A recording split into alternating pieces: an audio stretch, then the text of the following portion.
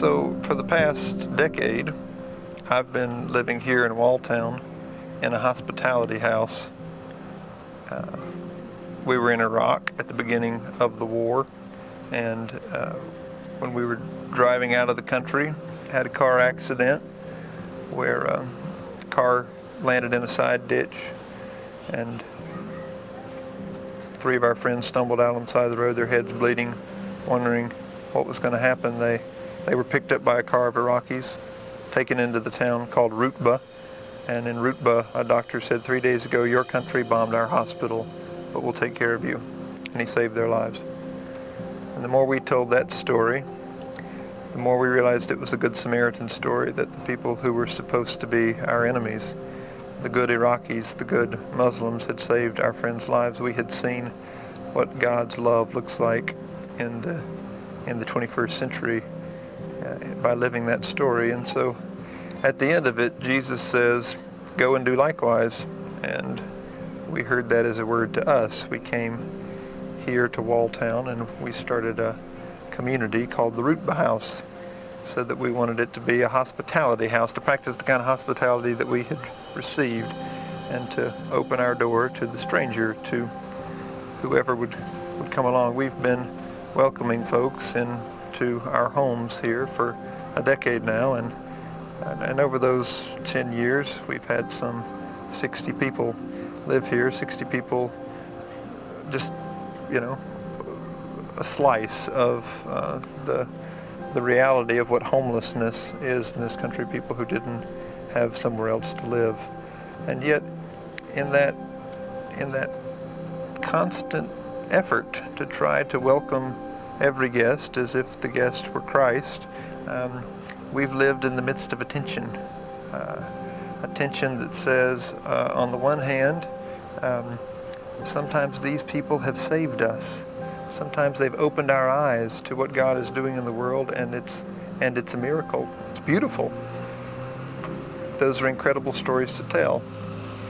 And at the same time, there are those nights when, somebody knocks at the door at midnight, and you wonder whether you should go to it, because it might be one more night in the emergency room with somebody who's relapsed again, with a friend who's been so angry with their spouse that they've gotten into a fight and they need to have their cheeks sewed up. So what do you do? What do you do in the midst of that tension? I love this poem by William Stafford called Easter Morning. He says, maybe someone comes to the door and says, repent, and you say, come on in, it's Jesus. That's when all you ever did or said or even thought suddenly wakes up again and sings out, I'm still here. And you know it's true. You just shiver alive and are left standing there suddenly brought to account, saved. Except maybe that someone says, I've got a deal for you. And you listen because that's how you're trained. They told you always hear both sides. So then the slick voice can sell you anything, even hell, which is what you're getting by listening.